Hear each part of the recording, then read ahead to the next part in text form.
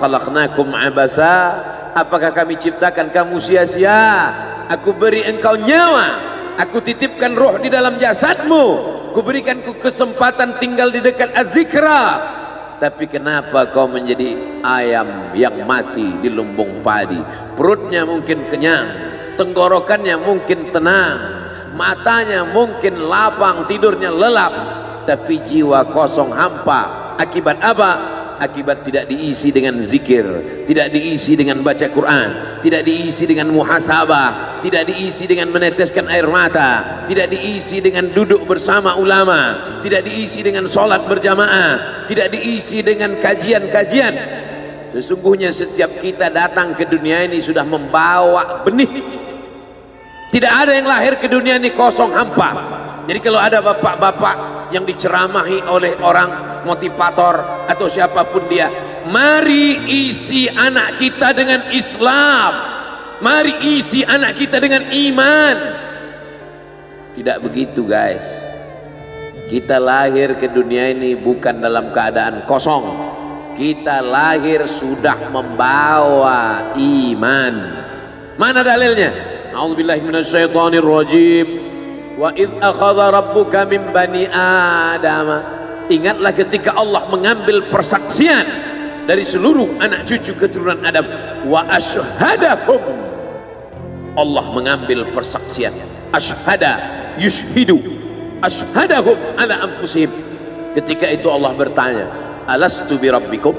Bukankah aku ini Rabb kamu? Semua kita waktu itu menjawab, bala syahidna. Ya, engkau adalah Rabb kami ya Allah. Setelah kita diisi, barulah kita masuk ke dalam rahim ibu kita, barulah turun ke bumi, barulah datang kemari. Lalu kemudian setelah di sini lupa, antaqulu yaumal qiyamati inna kunna an hadza ghafilin. Kami lupa, kami tidak ingat. Orang yang tidak ingat ini diingatkan. Fadzakir, ingatkanlah. Inna fa'ati az-zikra. Fadzakir, berilah peringatan. Inna fa'ati az-zikra. Inna fa'ati az-zikra. Az-zikra bermanfaat untuk siapa? Liman yakhsha, bagi orang yang takut bahwa dia nanti akan bangkit dari tanah, bahwa dia akan hidup sekali lagi, bahwa roh dan jasadnya akan dipertemukan lagi. Apa mungkin kita ini akan hidup lagi Pak Ustadz? Ucapanmu sama seperti ucapan Asi bin Wa'il yang membawa tulang kering kerontang yang sudah putih, tak ada lagi warna.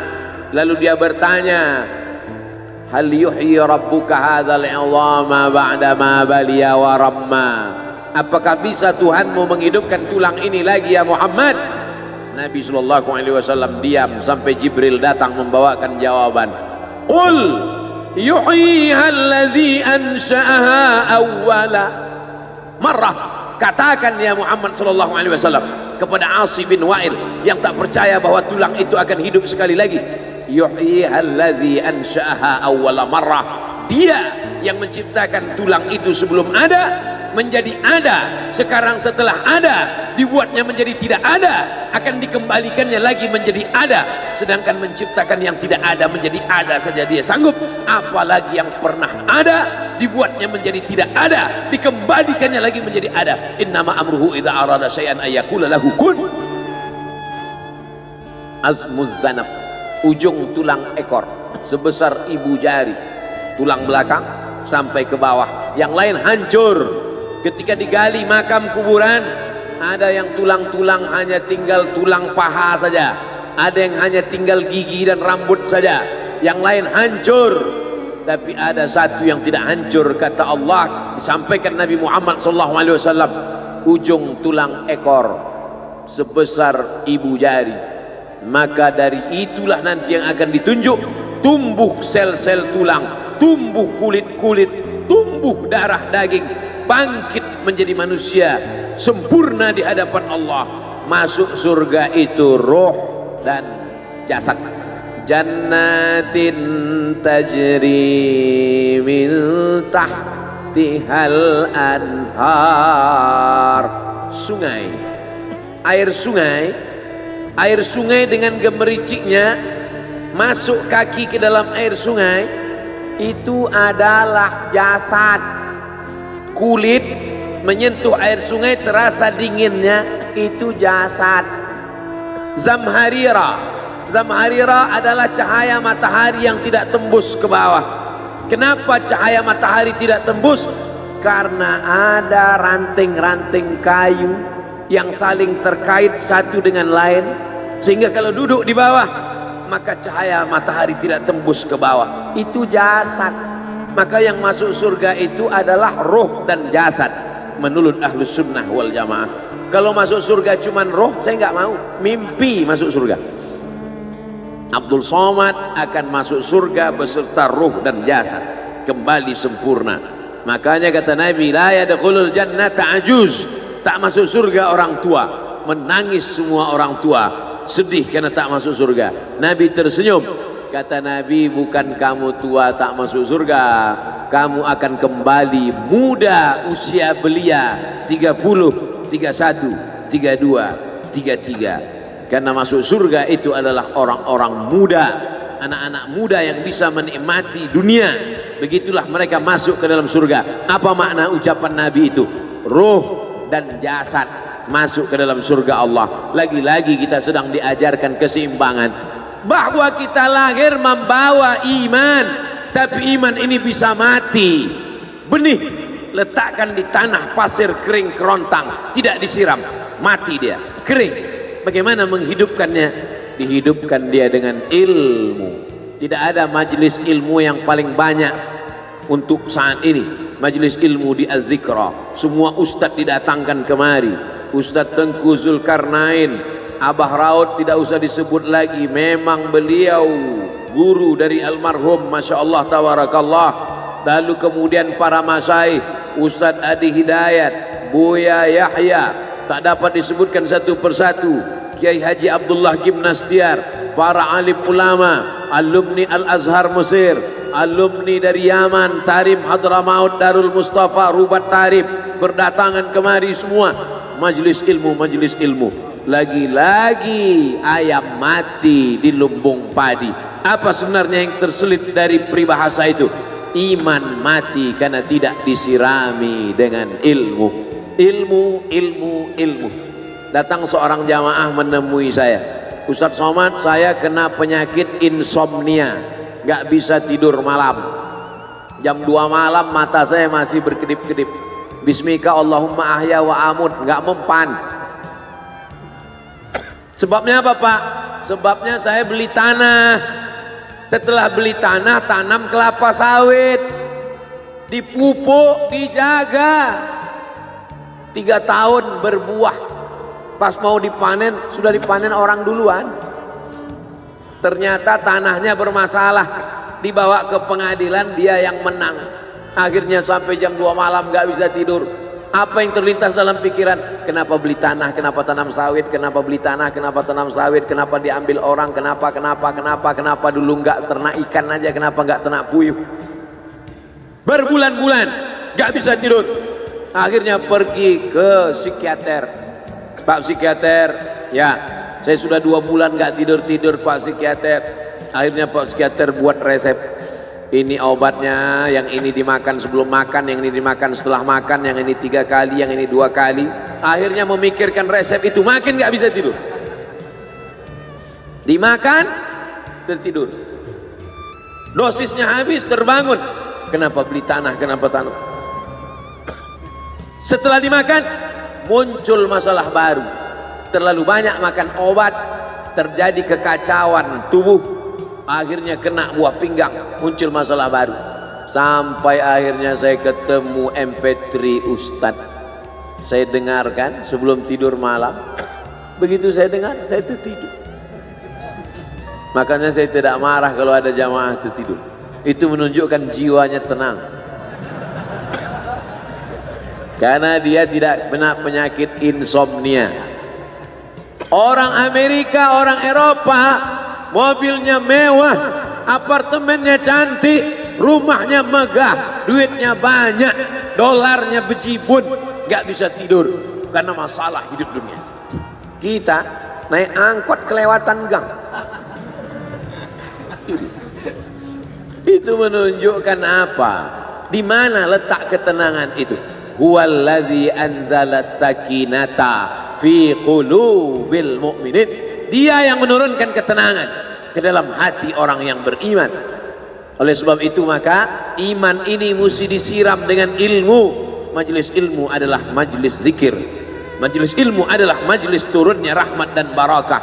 Majtama'a qaumun fi baitin min buyutillah. Sekelompok orang berkumpul di rumah Allah, yatsluna kitab Allah, membaca ayat-ayat Allah, wa yatadarasunahu fima bainahum, mengkaji isinya. Nazalat alaihimus sakinah, turun ketenangan. Wasyat bihimur rahmah, turun rahmat kasih sayang Allah. Haffat bihimul malaikah, dikelilingi oleh para malaikat. Wa dzakarahumullahu fi man indah, dibanggakan Allah Ta'ala dengan para malaikat. Tadi malam ketemu dengan murid dari Syekh Muhammad Yasin bin Isa Al-Fadani di Zawiyah Raudhah. Ketemu, cium tangan, barokah, zikir, sholawat, tenang jiwa. Lalu kemudian subuh ini ketemu dengan Abah Raud, ketemu dengan para penghafal Quran, ketemu dengan santri-santri, tenang jiwa. Tidak ada yang menenangkan jiwa ini selain daripada majlis zikir, majlis ilmu. Betapa meruginya ayam-ayam mati di lumbung padi. Benih tidak disiram, mati. Benih yang disiram dengan majlis ilmu tumbuh, tapi tidak berbuah. Maka mesti disiram pakai pupuk buah. Datang konsultasi, ini kenapa tidak berbuah? Kenapa ini tidak berbuah? Karena ternyata dia mesti diamalkan. Sudah dapat ijazahnya, sudah talaqi, sudah halaqah, kenapa enggak berbuah? Belum diamalkan. Paksa-paksakan diri sebelum tidur malam, wudhu dulu, sholat witir. Paksa-paksakan diri bangun malam, tahajud. Paksa-paksakan diri siang, sholat qabliyah, sholat ba'diyah. Paksa-paksakan diri pagi, sholat duha. Paksa-paksakan diri, sholat subuh berjamaah. Barulah dia berbuah. Kalau dia tidak berbuah, dia hanya sekedar pokok kayu yang hanya membuat sampah saja. Tapi paling tidak tempat orang bernaung di bawah ketika panas. Tapi manfaatnya tidak sesuai, karena yang ditunggu itu buahnya. Masa pohon kayu rindang besar tidak berbuah, sementara semangka yang kecil buahnya besar? Oleh sebab itu maka mesti berbuah. Benih disiram, berbatang, berputih, berbuah. Buahnya ranum, cantik dan indah. Begitu dibelah tak bisa dimakan. Kenapa? Ulat semua isinya. Oleh sebab itu mesti dijaga. Benihnya disiram. Apa yang bisa menjaga ini? Diprotek dia. Kenapa apel tidak dimakan ulat? Bukan karena ulat tidak sanggup beli apel, tapi karena disemprot pestisida. Ulat tahu ini ada pestisidanya, maka dia tidak makan. Kita nggak tahu, dimakan. Ikan asin tidak dikerubungi lalat. Tidak ada satupun lalat yang hinggap di ikan asin. Kenapa? Karena lalat tahu ikan asinnya pakai formalin. Manusia nggak tahu. Pintar mana manusia dari lalat? Jangan jawab. Akhirnya orang makan, menumpuklah pestisida dan formalin dalam darah. Apa namanya? CANCER, cancer. Karena dia tidak larut dalam tubuh. Yang lain-lain larut. Makanan-makanan larut menjadi energi, menjadi sampah, dibuang menjadi kotoran. Sama seperti daun, kalau jatuh ke tanah larut menjadi pupuk. Tapi plastik tidak larut, maka plastik sampah bertebaran. Oleh sebab itu maka ini mesti dijaga. Apa yang bisa menjaga buah apel supaya tidak berulat? Jagalah dia dengan ikhlas. Kamu kenapa nggak ke masjid? Saya kalau ke masjid riak, maka saya nggak ke masjid biar ikhlas. Tarkul amal li ajlin nas riak.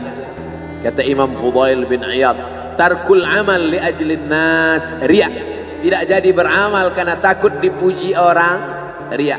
Wal amal li ajlihim syirik. Beramal karena ingin dipuji orang, syirik.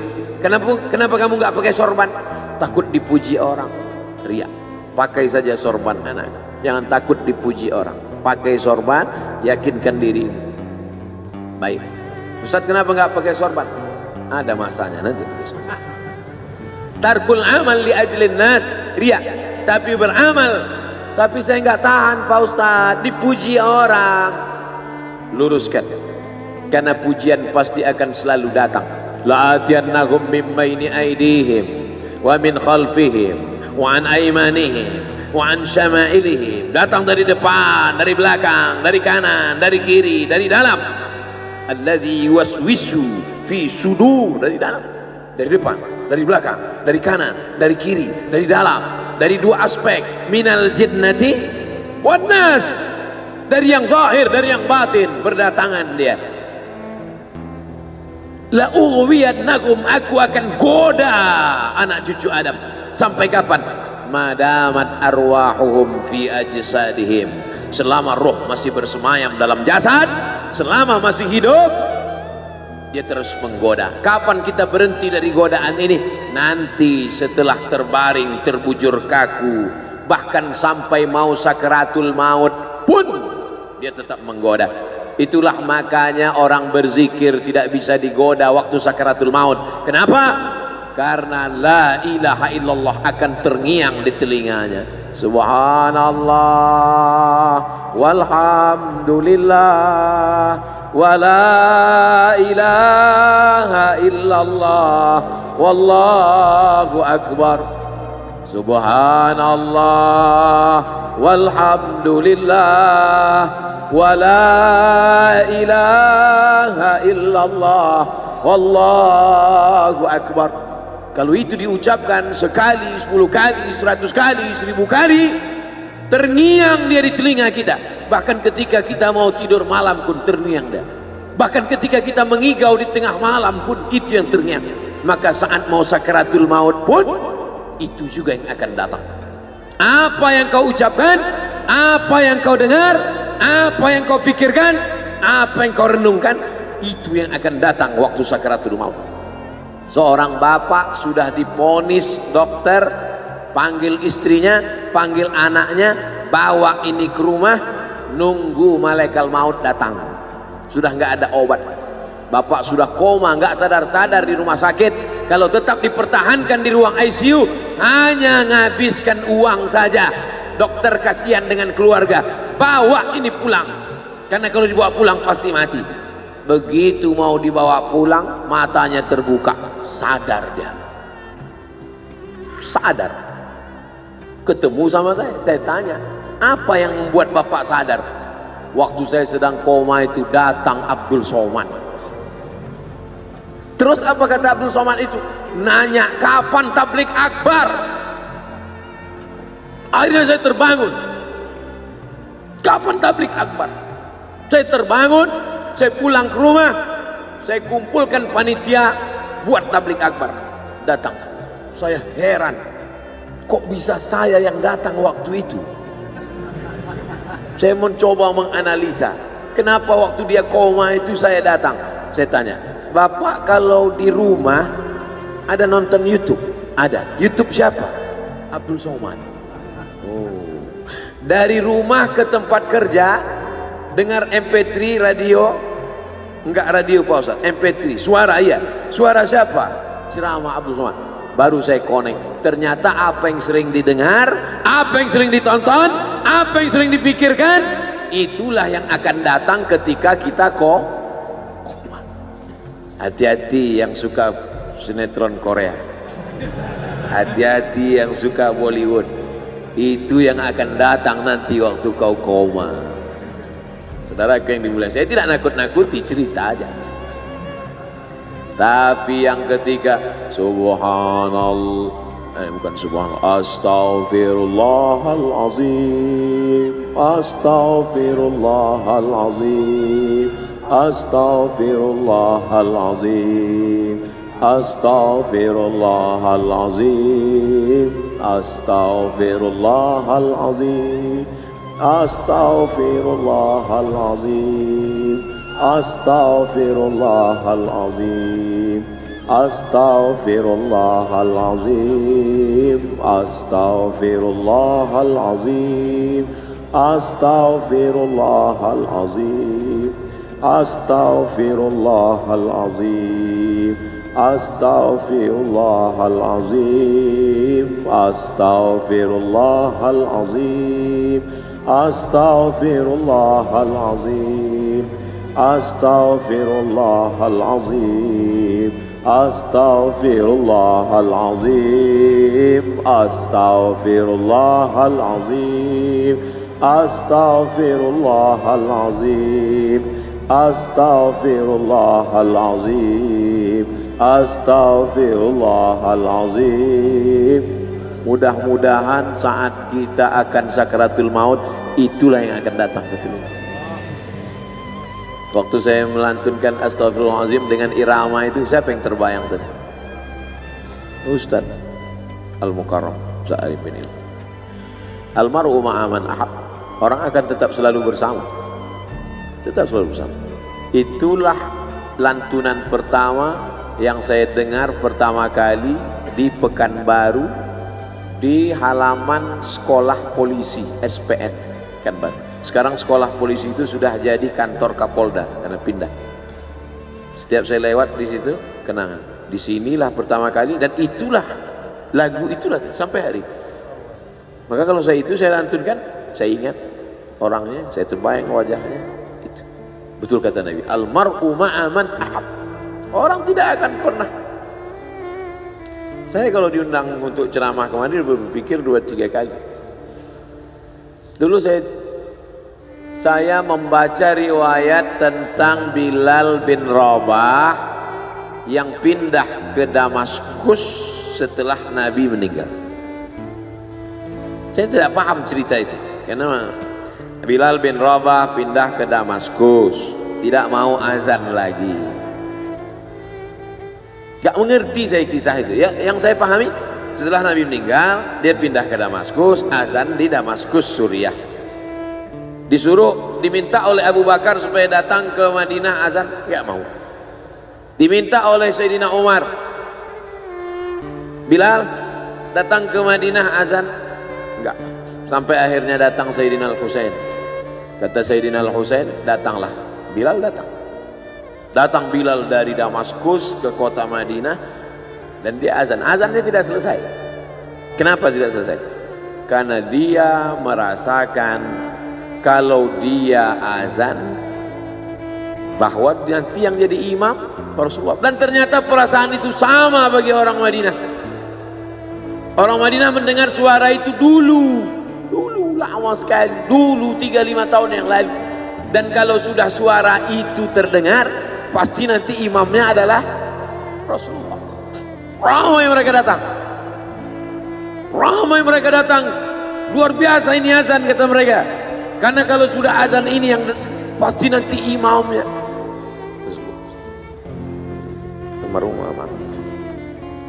Al-Fatihah. Alhamdulillah rabbil alamin arrahmanir rahim maliki yaumiddin iyyaka na'budu wa iyyaka nasta'in ihdinas siratal mustaqim siratal ladzina an'amta 'alaihim ghairil maghdubi 'alaihim waladdallin amin. Allahumma ighfir lahu warhamhu wa'afihi wa'fu anhu wa akrim nuzulahu wa wasi' madkhalahu waghsilhu bil ma'i wal thalji wal barad wa naqqihi minal khataaya kama yunqqa ath-thawbul abyadu minad danas wa abdilhu daran khairan min darihi wa ahlan khairan min ahlihi wa qihi min fitnatil qabri wa 'adzabil nar. اللهم لا تحرمنا أجره ولا تفتنا بعده واغفر لنا وله ولإخواننا الذين سبقونا بالإيمان ولا تجعل في قلوبنا غلا للذين آمنوا ربنا إنك رؤوف رحيم. اللهم اجعل أهله وتلامذته وطلابه من الصابرين الذين إذا أصابتهم مصيبة قالوا إنا لله وإنا إليه راجعون. اللهم اجعل أبناءه وبناته من الصالحين والصالحات واحفظهم من كل سوء وشر. اللهم اجعل هذا المعهد الذكر معهدا عظيما مباركا تخرج منه الطلاب والطالبات من المجاهدين والمجاهدات في سبيلك بأموالهم وأنفسهم. اللهم احفظهم من الظلمات، اللهم أخرجهم من الظلمات إلى النور، اللهم وفقنا لمن تحبه وترضاه اللهم اجعل أبناءنا وبناتنا من حفاظ القرآن والحافظات اللهم اجعل قبره روضة من رياض الجنان لا تجعل قبره حفرة من حفر النيران وصلى الله على سيدنا ومولانا شفيعنا وذخرنا محمد وعلى آله وصحبه وسلم والحمد لله رب العالمين.